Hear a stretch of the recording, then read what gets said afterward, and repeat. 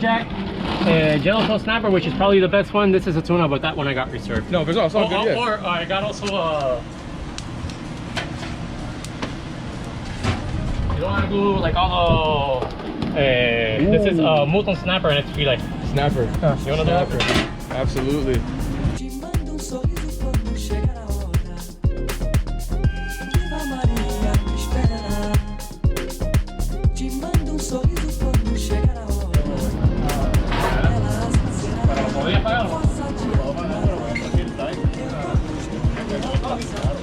Yeah, I thought that was, when I was in the hotel, so like I said, I was doing the banquet chef, kind of like go to like the next level. I took to the chef, whatever. It's really nice hotel. And then, but kind of things were kind of working out the way I wanted, so I started looking for some options, and one was a food truck. Of course. So originally I had an idea like to do like really nice sandwiches. Yeah. And so that's why we have the grill, which I never use. people love this essence, huh? Yeah, absolutely. But then, long story short, I had a couple of really nice ideas for sandwiches. Yeah. So probably not so common here in Puerto Rico. Not like more gourmet, but nicer. Not just like your average like ham and cheese, you know. Absolutely. And then like po' boys and stuff like that, which are not really common here in Puerto Rico. Yeah. Shrimp rolls. So good though. So good. Yeah. So and then, then the pandemic came in, and I was kind of like going over the ideas, whatever. I wanted something pretty authentic. Yeah. And then I thought, you know what if I do a grill, you know? So I go, okay, you want to go down here? Of course. What if I do like wood fire grill? So there is a couple of restaurants that do wood fire here and all that. Yep. But they're few. Este es sano, me queda otro si quiere 40 con dos sides. And then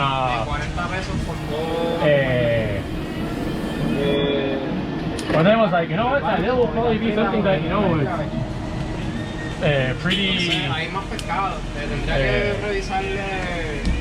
¿Están apuntados? So and then, another thing, I kind of got into it. I was doing research to buy the grill. Yep. But they were like more expensive even to bring down here to Puerto Rico.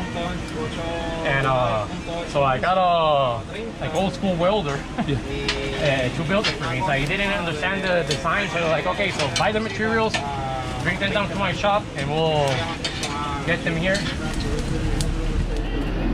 That's phenomenal. So yeah, and did you grow up here? Yeah, born and raised. Yeah, my mom from Oklahoma. Phenomenal. Yeah, so my dad met her when he was like the military. Yeah. So kind of like military love story, whatever. Of course. And but I was born and raised here in Puerto Rico. Lived all my life here, but I was raised speaking English because of my mom. Yeah, absolutely. And best of both worlds. Best of both worlds. Yeah. And yeah, so we talked about it a little bit before, but do you want to mind just going back through like your culinary journey, I'll call it? Yeah, like talking about family. Yeah. My mom. ¿Se lo puede dar el muchacho acá? Sí, Frankie, ¿tú no atiendes al caballero aquí? Sí, y le pagan, por favor. ¿El número de teléfono? 587. Ah, sí, 536. Sí. 8330. No, of course, no. This is what I love, the candid moment. I'm gonna just do this completely raw. Completely raw, trust me. So my mom, she passed when I was pretty young. I have an older sister, and she took kind of like the role of, you know, like cooking and all that. Yes. Since my dad was a single dad, he worked a lot. So pretty much my sister took the role and she started cooking, but she never was taught how to cook, whatever. Yeah. So she cooked, but it was like really, really bland. Yeah. It's not like my mother cooked like the most like Puerto Rican, like highly seasoned food or whatever. It was very like... But it was like bland. Yeah. So then I started calling on my grandma, like, hey, like, how to make rice and beans, you know? And then she's like, okay, like, a little bit of garlic, a little bit of sofrito, blah, blah, blah, blah. It's like, I don't know, wonder my sister doesn't add any of that. Yeah. It was like trial and error, I'm assuming, right? Yeah. I don't blame her. She wasn't taught, you know, she was just kind of putting things together and cooking. Of course. But then, so no, there, you know, so I liked it, you know. I was really young. I was probably like 10, 12 years old, whatever. And then at that time, there was no like culinary, like Food Network, whatever. Blah, blah, blah. I remember there was one show called the greatest chef of the world. Yeah. And it had no like, it wasn't like a fancy chef doing like a show. It was like just a chef in his kitchen, like doing a recipe. You know, so it wasn't like bam, like you know, everyone. Yeah. It was just like doing, but it was still authentic though. Yeah. Absolutely. So nothing like that kind of like grew some interest in me when I was young. Growing up, I kind of had that in mind, either like being like a hairstylist, or like a landscaper, or a cook. Absolutely. So nothing. I kind of went through the line of cooking. I was actually working in the airport. Yeah. A really nice job, like union job, whatever. Blah blah blah. It was kind of like really boring. So. I didn't want to lose the job because it was really good, all the benefits, union, and all that. That's always the life hack. It's like, do I stay with the great benefits, but it's miserable sometimes, you know? Literally. So after that, since I didn't want to lose a job, I got a job in a kitchen. Yes. One of these chain restaurants, Pizzeria Uno. I don't know if you heard about it, like deep dish pizzas or whatever. Sounds good. So I got that job during my vacation. You know, just in case I didn't like it. You know, I didn't quit the other job. Of course, you know? no, absolutely. So then, it's like a couple of days into it, like wow, you know, like I like it. It's exciting. It's it's busy. Blah blah blah blah blah blah. Rewarding too, because people are being fed and they're very nice. Yeah. But it was an entry level job, so. Yeah. No, falta también lo del acá. Y el muchacho se llevó el pescadito. El caballero, sí. ¿Cuál? ¿La cogimos? Sí. ¿El pequeño? Sí, lo de 20. Yeah, so so then nothing. So I was like, okay, so I'm gonna give it a shot. I'm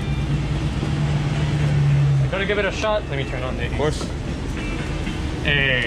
So I ended up quitting the nice union job, whatever, blah, blah, blah, blah. Always like, what am I doing? What am I doing? You know, but following your heart. And then, I got into culinary school here in Puerto Rico. I started studying while working, blah, blah, blah, blah. Very quickly into that, one of the professors recruited me to a nicer restaurant. Nice. He essentially saw the talent and was like, "You're great." And then, it was actually like a restaurant, not like a chain, you know. So there you had to like do prep. It was not just like, you know, like mixing a bunch of pots and pans. Absolutely. And like mixing sauce, whatever. So there you had to like do your own prep and all that, blah, blah, blah. Absolutely. And nothing. That was in Old San Juan. And since I lived in Old San Juan, I quickly started working in both restaurants. Yeah. At that time, it wasn't like now, like you work 14 hours in one, you know. Yeah. So I was kind of like part-time in both restaurants. And one was an Indian restaurant, and the other one was like an Argentinian restaurant. Nice. And kind of jumping a little bit forward, one of the professors in the culinary school I was going here in Puerto Rico was a recruiter for the CIA in upstate New York side of the Culinary Institute of America. Yep, absolutely. Which at that time was kind of like the most reputable culinary institute. Let me go. Of course. Which at that time was one of like the most reputable culinary schools here in Puerto Rico. Absolutely.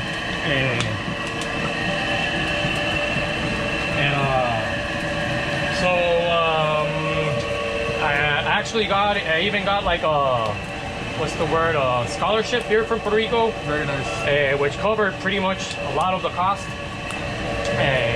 because it was pretty expensive. But then there, my dad passed. So yeah. So I ended up inheriting.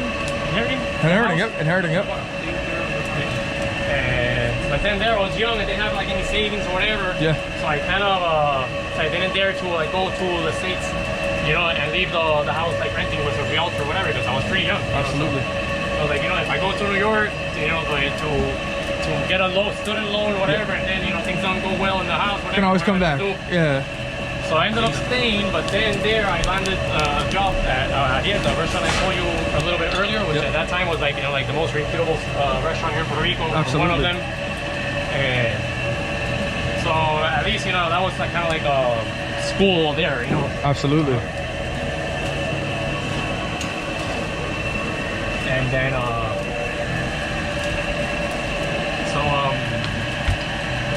nothing there. I did the chef there was one of like the what would be the word? One of the wasn't people here in Puerto Rico like developing like, you know, like young students. Oh yeah. There, like internship there. He had all the influence and everything. Absolutely. And because at that time again, you know, it was like nicer, like fine dining restaurant. Yeah. then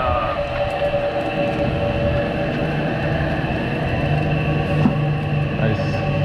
so we also did a lot of like culinary competitions. Yep. So then there I kind of like made like the Puerto Rico culinary team 3 times. So I was in the Puerto Rico culinary team 3 years. Amazing. We competed like in Miami and all that. All the competitions went pretty well. So we never like did like the top, but Yes. it's in different categories and like as not as a team but individual competitions. Yeah. We did pretty well. I did pretty well. Ya, lo que fue pasado también a ¿Qué pasó? So and then there basically sort of signed up for 7 months. Basically. So then I did another competition. That one was like really nice. Yeah.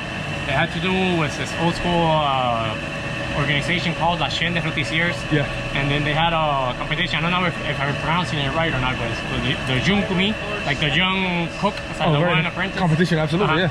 And then, so they're, like you have to be 27 years or younger to be able to compete in that one. So that one like really nice. That one we went to Philadelphia. That was around. like, yeah, so that was the competition side that I did once when I was younger. Yeah. That was kind of like wow, the best one I did, you know. So you knew in a sense that you were on the way up, pretty much in terms of. I felt so, yeah. Como que I definitely felt so. Absolutely.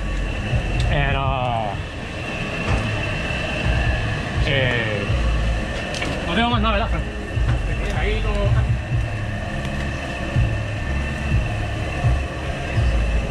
So and then so another thing there, I worked a bunch of years, until eventually I found like opportunity in going to hotels. Yeah. There was a really nice restaurant there that was Chef John George. That was I wasn't there, but it was one of his restaurants. It's one of his menus. Yep. It was called Fern in St. Regis, here in Puerto Rico, in Rio Grande. So I got an opportunity to go into there, and I was like, okay, so let me see like the opportunity, like going into hotels, see if you like it, getting a little better benefits, a little bit better pay, whatever. So I was pretty okay here, but I worked there like a lot of years. So like, you know, kind of looking for a new challenge, whatever. I went into the hotel, and there, as I mentioned you earlier, eventually with time, so I worked like the signature restaurant. It wasn't fine dining, they called it like more like signature restaurant, which is the one Fern by John George. And I worked there for some time. I did like the breakfast shift. They had like really nice breakfast, so I had like fancy breakfast at that restaurant. I did the dinner shift, and then eventually they pulled me down to the pool restaurant. Because at one time they didn't have a chef there. So and then they say man, I cover the restaurant, whatever, and then then you go back while we get a chef. But they liked it when I started working there, so they offered me like a better pay if I stayed like as the head chef of the pool restaurant. Of course. So I was like, well, it's not kind of my thing, but you know, like better pay, whatever. Let's see how it goes. So and then tried it out. So I eventually tried it out, and I kind of did like an opening there because they remodeled the whole kitchen. So I kind of did like a reopening.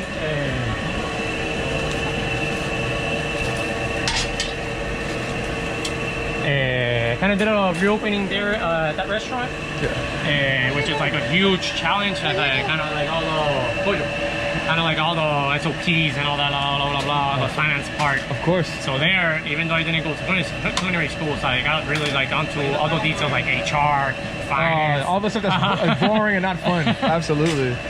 So there, you know, I had to learn it. So it's like, instead of paying, you know, school to learn it, I was getting paid to learn it. Of course, no, absolutely. So and then there, you know, I kind of like developed those other skills, so, you know, like finance, you know, being a boss, being a leader, blah blah blah blah. Getting those skills. And then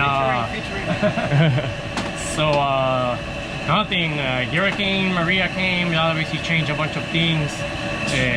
So only what it did is rub the ass cheeks, man. So Watch all the, you know. I went to Washington D.C. They were offering me a job there, but you know, it was kind of not my thing. I surf. I recently started fishing again. I did fish before. Nice. I recently started fishing again, but then there, you know, it's like I'm in the middle of nowhere. There's no beaches close by. Yeah. I got an interview in San Francisco, but then it was like super expensive. Moving with my family. I have a wife and a kid, so I was like, you know, I don't know. So eventually, things started getting better here back in Puerto Rico. The owners of the St. Regis offered me a job as a head chef at a restaurant at a hotel they opened here in Condado. And now it's called the Ocean Club. Ocean Club, yeah. Okay. It used to be Serafina Beach Hotel. Very nice. So then that was like amazing experience. Learned a lot. Chef, Yeah. all the things I learned in HR and finance, all that. Of course. Obviously, I was able to apply here, blah, blah, blah, blah. Being the same owners of the St. Regis, once the St. Regis was able to like restore everything and all that and reopen,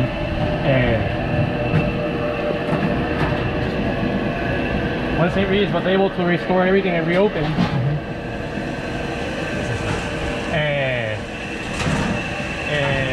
well, so being a bigger company, Marriott and all that, not just an independent hotel, so I saw the opportunity to go back. And then there, as I mentioned to you earlier, I kind of pretty much all positions were open. Of course. So I went into the banquet chef. So I kind of take that challenge. It was the only thing I didn't do in the hotel. Between that, in between that, sorry, back to St. Regis before Maria. I went from the Pool and Beach restaurant to like the golf course restaurant. Oh, there very with nice. Chef Jose Enrique. I don't know if you heard about him. Great chef here in Puerto Rico. Yeah. Has his restaurant now in Condado. So then there was kind of a reopening again because it was like a relaunch of the menu. Which is and all that. stressful, but yeah.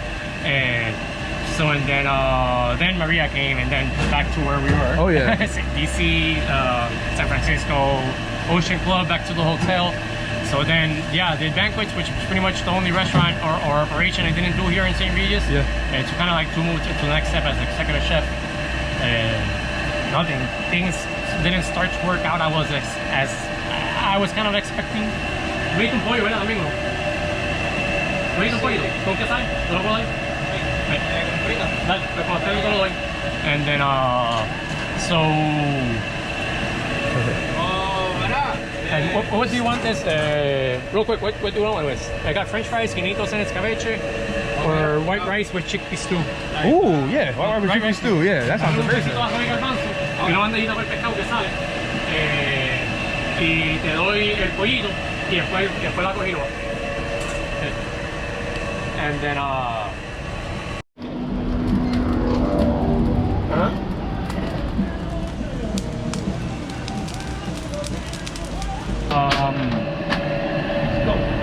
I started thinking about a food truck. You know, I had a couple of friends that did food trucks. I was like, well, you know, it's an option, you know, to not have to have a partner or a boss, you know, which was kind of like my, which I was having problems with. Of course, that's a lot of people's, you know. So for sure. eventually I was like, you know, it's not going to expectations. So let me see if I just do something by myself and have no restrictions, nobody told me to do this or do that, or no, you can't do this. Not a big start. Or no, you can't do this, you can't do that.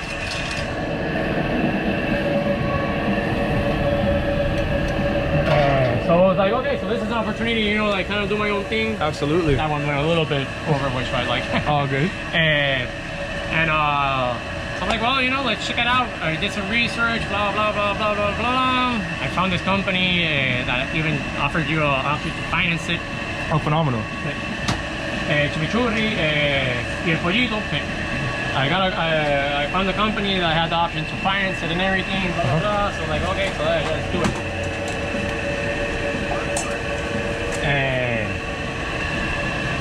What happened next? Then there the pandemic came in. COVID. It was kind of crazy because I just had resigned to the hotel. Yeah. To be able to have time to like fully dedicate. So to now this. it's like, man. So then it was like shit. So now I'm not sure when I'm gonna open the food truck. Yeah. And I don't have the hotel job. So like, wow, we're going crazy. Absolutely. Imagine I was used to working pretty much all day, and then all of a sudden they're in my house, like going crazy. So Nothing. I did a couple of things here and there, blah blah blah blah. Then one day I was like super duper lucky because operator of this food truck, Yes. which is one of like the OG food truck parks here in Puerto Rico, Yeah. and gave me a call like, man, I got a spot. It's temporary, but if you're interested, like, sure, because I'm not doing nothing. Of course. So I was very lucky. Some people know me, but I'm probably even more lucky that this place really has traffic. It's Yeah. like, oh, okay, so That's already half the battle right there. exactly. Yeah, So yeah, half the definitely. battle. I think probably even a little bit more than half. Yeah. You know. People are gonna have foot traffic coming in, so as long as they see Exactly. what's going on, they say, "Oh, okay, perfect." So then, you know, things started to pick up, and then it was actually kind of good timing with the COVID because since it's open space, you know, so it's not like a closed place where everyone was with the mask. It's course. open, so people feel a little bit safer. So we were actually even busy. So I Yeah. was like, wow, you know, nothing. It was temporary originally because one of the other food truck operators was planning on opening another food truck. Okay, yeah. So I had to have two, so I had two different concepts. So, but they kind of like, you know, like step back and toward that idea. And I was like, man, Ruben, so if you want, I can offer you a year contract. Please, you know, so I was like, yeah, so 100%. it's been a little bit over 2 years now. It's been great. Been doing great. Phenomenal. The menu, if you want, your fish is down, so I can fit down. Phenomenal, yeah. Yeah, for sure.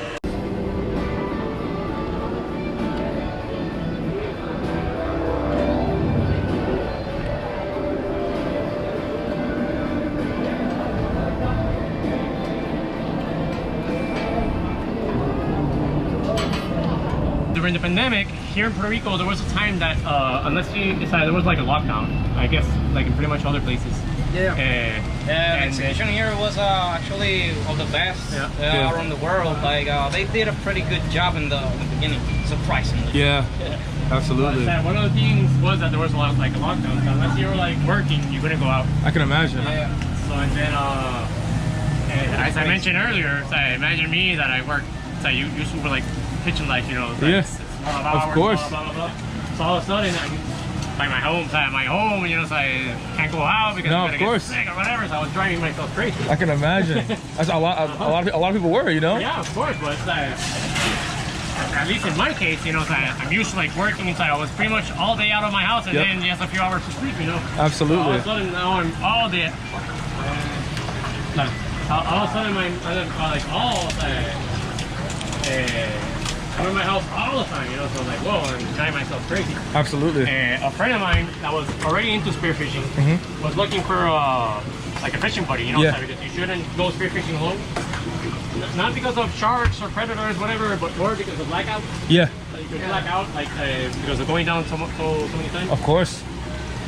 So you should always have like a spearfishing buddy. Yeah. So he started inviting me to go spearfishing, which is one of my bucket lists. Yep.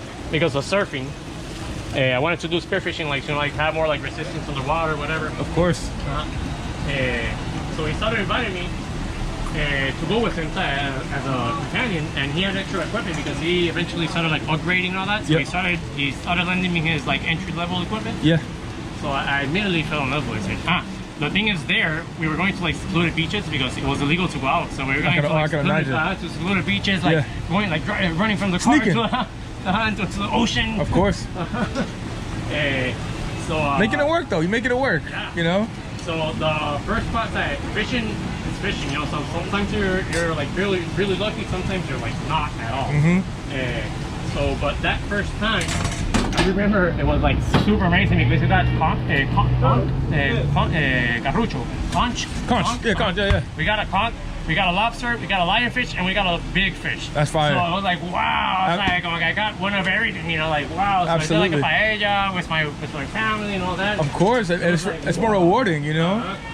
It definitely but is. the thing is that we caught one of each, like a shellfish, Yeah. you know, it's a fish and all that, you know, a lionfish. Yeah, it was like, whoa, you know. So I immediately fell in love with it. No, it's amazing. That's tight. And started going with him like a lot, like 2 times, 3 times a week because we're not doing anything. I wasn't working. No. So What would you say? Quick question. Last question I'll ask you. I know it's getting busy. So what would you say is the most requested item here? Like people come to for the most? here, the choripan. Choripan? Yeah. It's nothing that I invented. It's pretty much like a chorizo sandwich with Yes. chimichurri, which is kind of like Argentinian, South American, I would say. Yeah. South American, I would say. Absolutely. But here in Puerto Rico, it's not that common. So I would say, no te falta poquito. Sí. I would say here in Puerto Rico, it's not that common. Absolutely. And it's really simple, and it's great, you know. So what I have adapted here is that I use a local company for the chorizo. Yep. It's called Alcor Foods. It's a family that's Alvarez, and I can't get the CEO for now. But it's two families with the two last names. That's what Alcor means. Very nice. So yeah, something that I like about the food truck is, you know, the ability to kind of use the products I want, not the products that you can get from the grocery. Exactly. Or I'm told to use Exactly. like the hotel. Yep. Sometimes I was told to use this or that. And sí. Y este choripán es de la chica, sí. Y este es del caballero con el camaroncito. Amazing. Y tenemos el spider también. Amazing. So yeah. Nah, thank you, Ruben, man. Sometimes I would say it's simplest. Of course. If you can get it right. It is, man. Thank you so much, Ruben. I appreciate that, man.